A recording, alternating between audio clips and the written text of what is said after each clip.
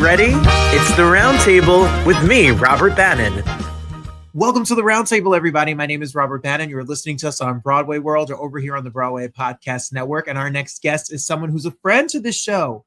He's been here before, but y'all, listen, I've seen him dance. I've seen him sing, but you have not seen him direct, produce, and star in a movie like this. I had the chance to check this film out. It left me with tears. It gave me memories. It gave me chills.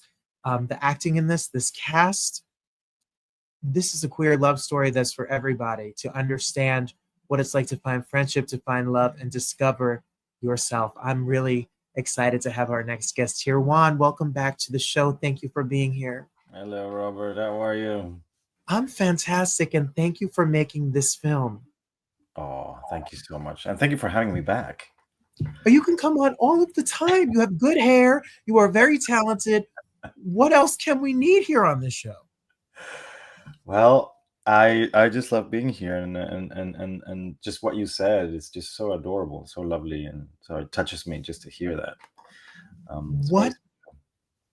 What made you, much has been written and said about your personal life, and you are an actor who can act all roles. You're not just an actor that acts queer roles, gay roles, love stories in general. You're an actor. You played everything from, I don't know, Mamma Mia to Jesus, literally, Juan. So for you to make a story, there's an element of it when I watched it that seems so familiar, that seems so universal to everybody. What was the inspiration for you to tell this story?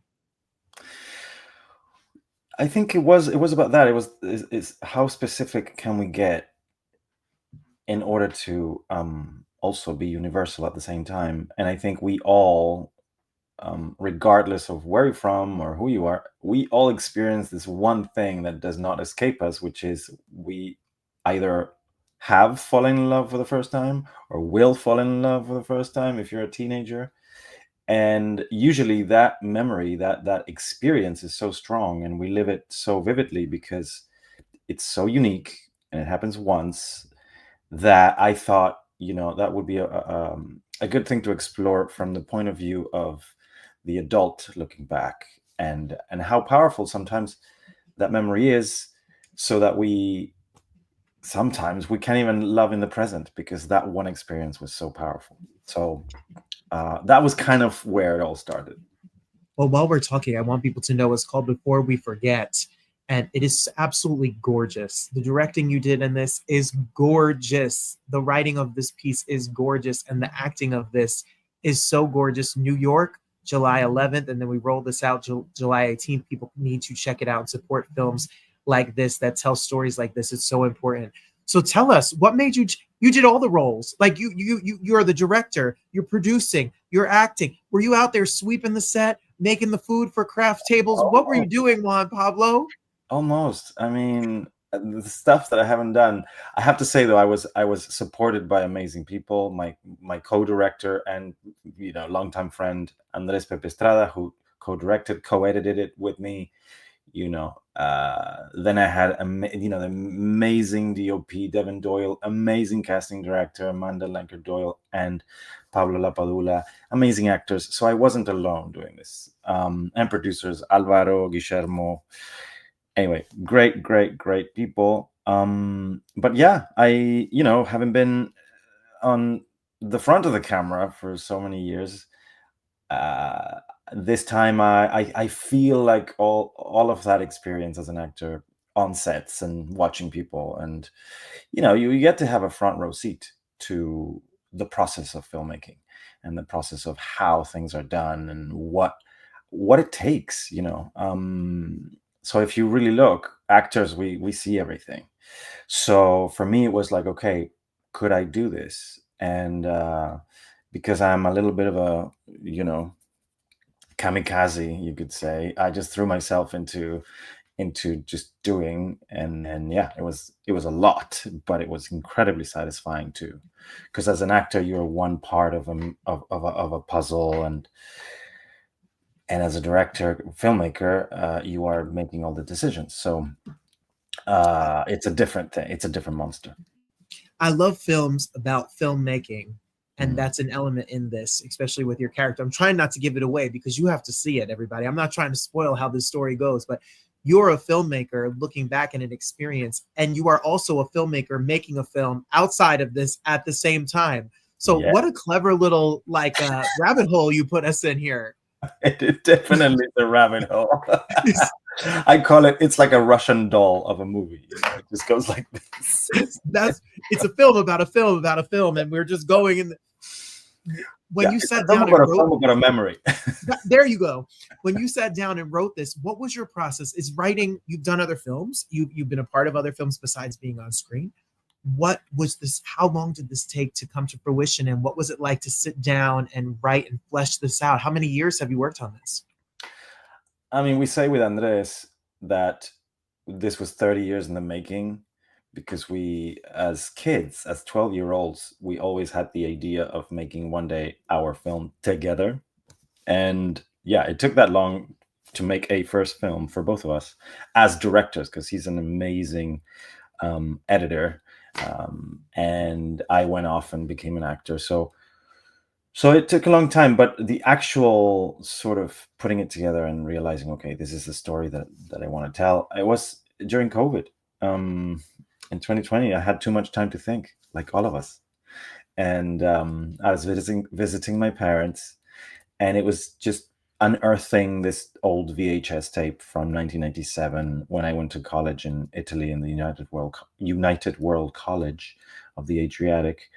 I saw these tapes and I just thought, this is really painful, and also I feel like I want to know more about what happened there. And these tapes were to do with a very specific event that happened in my teenage years, and it was connected to my own sort of falling in love.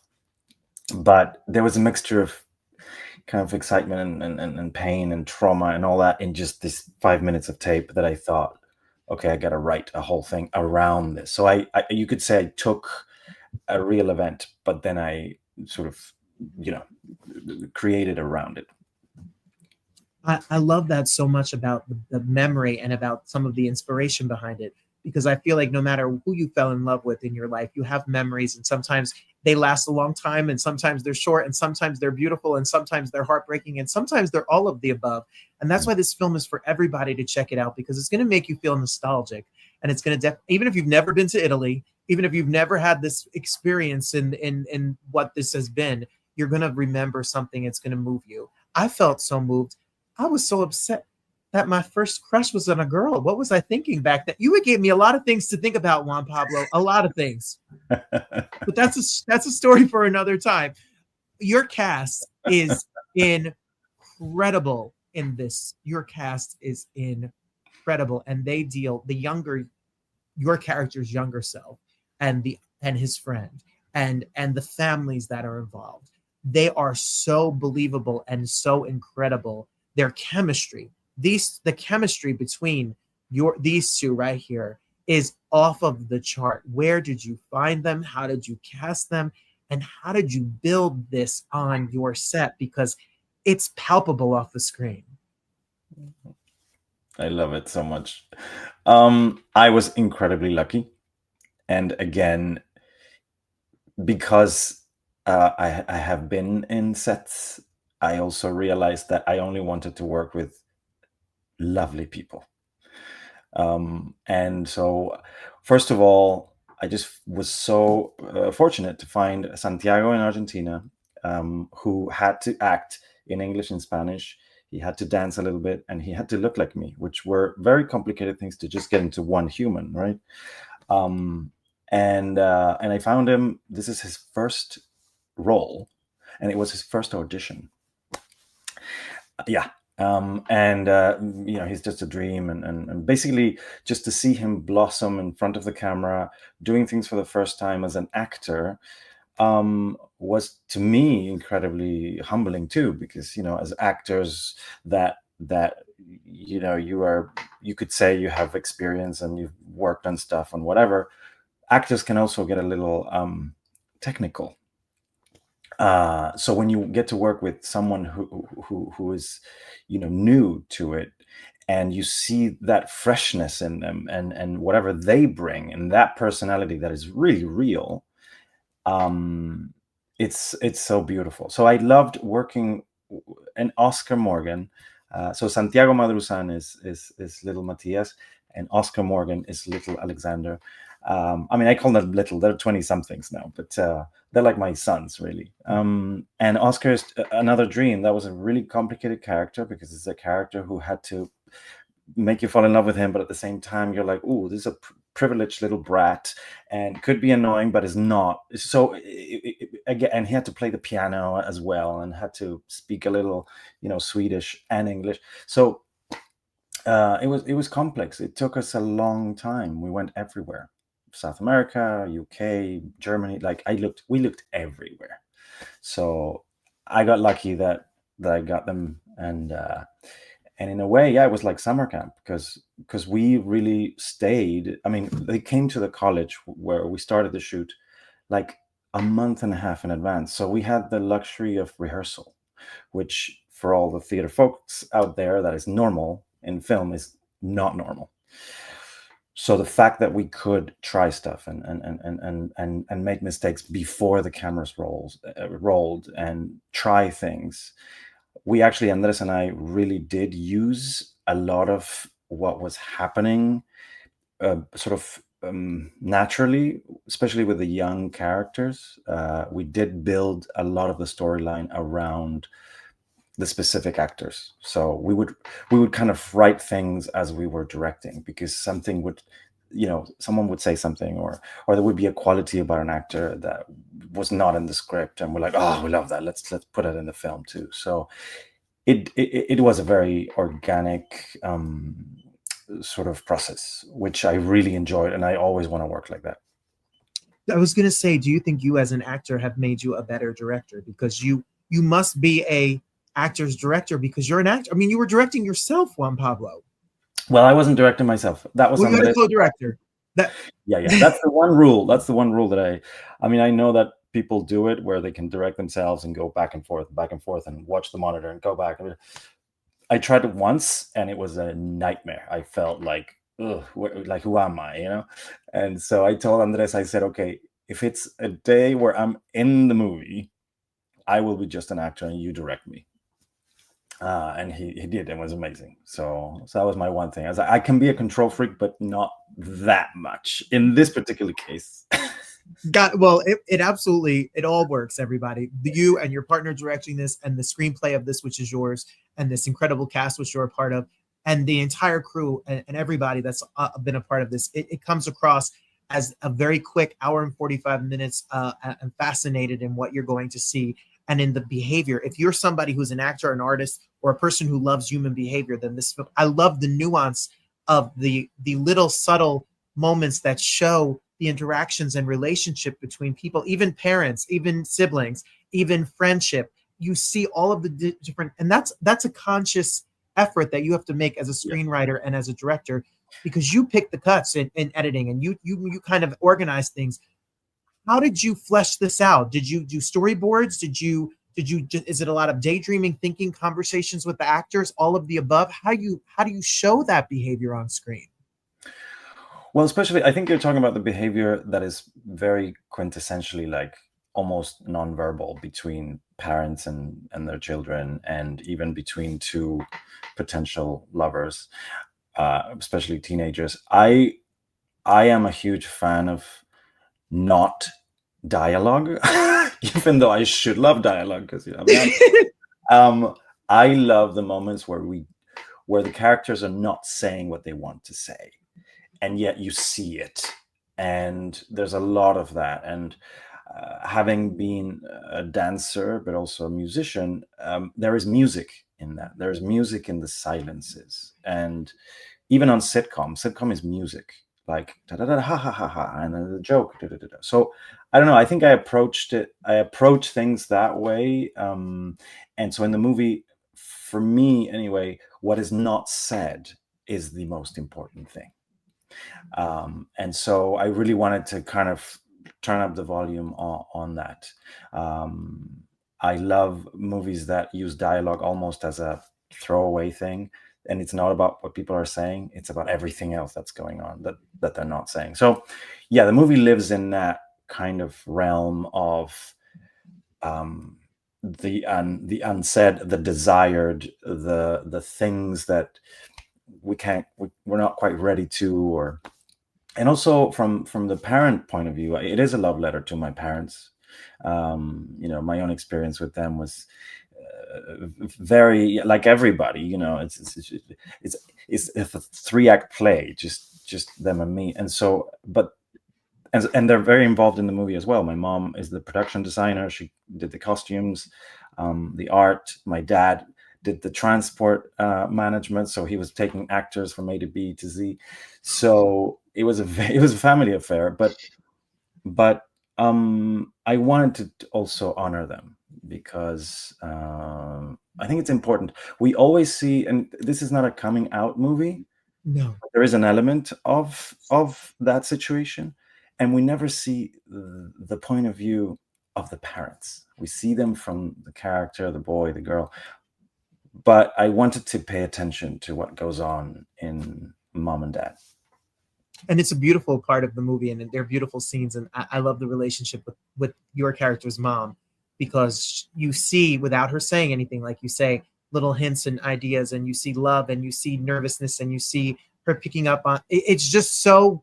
I was thinking about when I was in acting school, and you would read about the subtext and finding the subtext and the clues in the piece, in sides or in a scene, and finding out the clues about what drives the behavior. And I thought, like, these are scenes that you would dissect in acting school, because there's so much unspoken, there's so much under the surface, and it's to play on that is an actor's dream, and you wrote it so eloquently.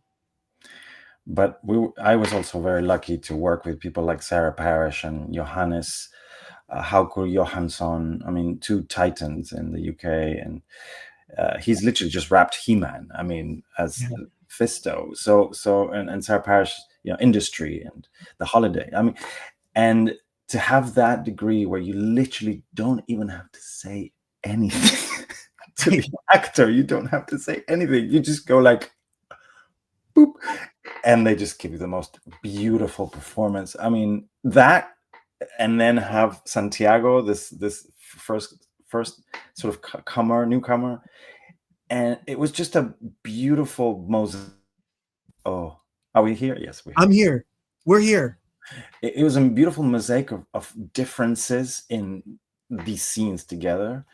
And I don't know, the stars aligned and it worked out. Because, I mean, for a long time, I was like, well, will this work to bring in so many different elements, different types of, abilities to one family? And they did. We're talking about an Argentinian family and a Scandinavian family, and they don't speak the same language. So there's the language barrier as well. And the real actors had that barrier too. Araceli Gonzalez, who plays the Argentinian mother, she didn't speak English. So the scene between those families are actually quite realistic because they couldn't understand each other, but they could understand everything with sign language and just being next to each other. So I really wanted to like make use of that, milk all of that. Because also as a person who's lived in 5 different countries, I speak 3 languages. I always felt like a foreigner everywhere I've been. Like even my acting career, I've never really played. I mean, this is probably the first time that I played an Argentinian person, but I've always had to play different accents and change my accent. And so for me, accents and culture and differences and that palette that makes us who we are is so fascinating to talk about. So we don't shy away from showing the differences of the act. There's like a bit of a German accent here, and like an Argentinian thing here, and a Polish, and Kenya. And I really wanted to have a movie that had no nationality. You could say it's nowhere, because it happens in a school that is in the middle of nowhere in Italy, but they don't speak Italian, they speak English. But none of the characters who speak English are actually either English or American. The English is the common language of all these cultures. So yeah, that's been my life in a way. That's what I've lived. So I wanted to put that on screen. Were you like the character in the film? Was there a deadline and pressure for you to finish the film? Are you someone who's nervous to share it to the producers and share it to get it out? Is there an anxiety that comes with that as a director and as the screenwriter? Yeah, I mean, yes, but not from other people. From myself. I put the deadline on myself, and I wasn't successful. You know, the film was supposed to be done in, I don't know, 6 months, and we took a year and a half to edit it because, yeah, details. You know, details. Like, ooh, I don't know what you do. I can compare making a film to making a sculpture. Okay. You sort of keep adding things, and it starts having arms and legs, and then you put the music and the color and it's like, yeah, it's like a living thing, and it lives because the movies, which I didn't know this, but I found out by making it. A movie tells you what it wants to be, so sometimes you want to force something onto it. You know, it's like, oh, I want this ending, or I want this shot, or whatever, and it sort of it can be, I mean, if you really listen, the movie itself says, no, that's not me. And so that was a huge learning curve, because sometimes and you know, it's just little hints here and there that you either see or hear or whatever, but you have to keep yourself very attuned to this kind of boat, this train that is going, and if you derail it too much, then it doesn't have your voice. Well, uh, oof. You got the ending in this one. You got the ending in this one. Everybody, make sure. So we're gonna see July 11th mm. in New York City, July 18th in Los Angeles. July 11, New York City at Cinema Village, in the Village. And I'm going to be there on the first 2 nights, the Q&A, 8:20. But yeah, get your tickets. And yeah, LA, Lemley, North Hollywood, also doing some Q&As there. And then the 25th, it's going to go to more cities. So what the business side of this, I mean, you being an actor and now you making another film and being a part of the producing team and creative team, there's a whole other element that you've learned in filmmaking, where that now this is your baby, and you take more hands-on approach to the distribution and making sure that people get the word out. How is that in your half of your brain has to be creative and then the other half has to be the business side? How do you marry those two sides together? It really is like putting on different hats. And like late, you know, now I'm putting the hat of being interviewed by you, Robert, and then I go and continue doing all my outreach and things, and social media and ads and da da da. And it's like that. You sort of, it never really ends, which can be disconcerting for anyone who is kind of just not used to it, which was my case. I'm now getting used to sort of switching on and on the different hats. But yeah, I mean, it is a strange time that we're in terms of, you know, how streaming and film and cinema and consumption of movies, and I hate the word content, but it is. Yeah.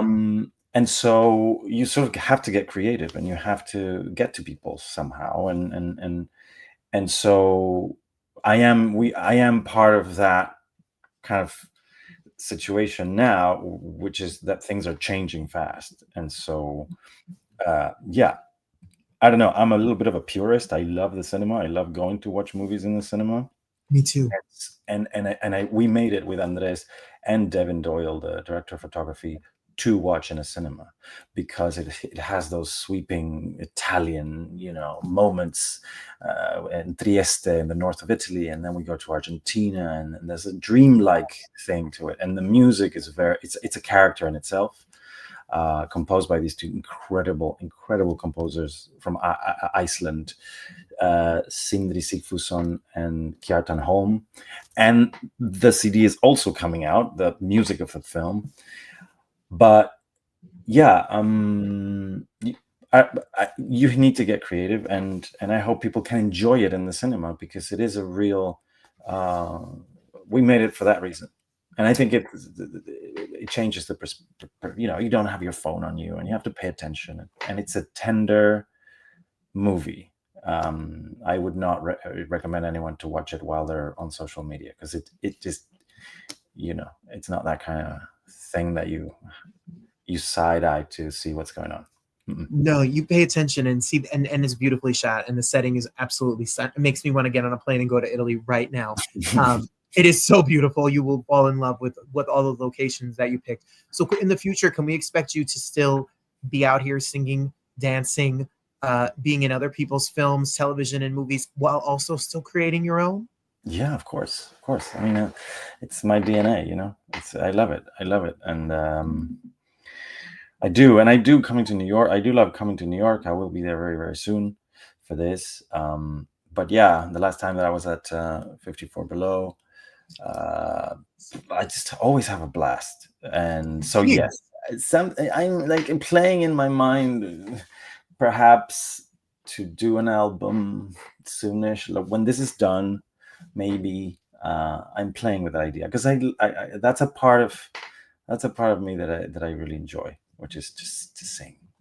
We enjoy it. We enjoy it too. I want everyone, we can follow you on Instagram and make sure that you stay up to date, because all the stuff about the film will be up there as well. And then we can also, as you know, we're talking about the film, and we're talking about, before we forget, New York, you need to show up on the 11th, the weekend of the 11th, the 18th in Los Angeles, and then as it rolls out around the country, and more information about where you can see it will be at. So we're going to follow you and all of that. I love this movie because it is not a traumatic coming out story, but I feel seen when I see it. And I know so many people will also feel seen when they see it. And I could just imagine that person that didn't make peace as a child growing up, or somebody in their late teens or early 20s that sees this and feels connected. And your whole entire career has really been to make people feel seen. And I appreciate what you do for our community and communities everywhere, because you're really brave and you really stand up to tell stories for people of all different sexualities, genders, nationalities, religions, etc. I see it in your career, and it really means a lot to a lot of people out here. So thank you. Oh, thank you, Robert. That's so sweet. I have nothing to say other than thank you for that. Listen, he could make a movie, y'all. It is a beautiful, beautiful movie. I think if I was in your film, I'd be a good actor, because you pull these people. They are acting people, acting.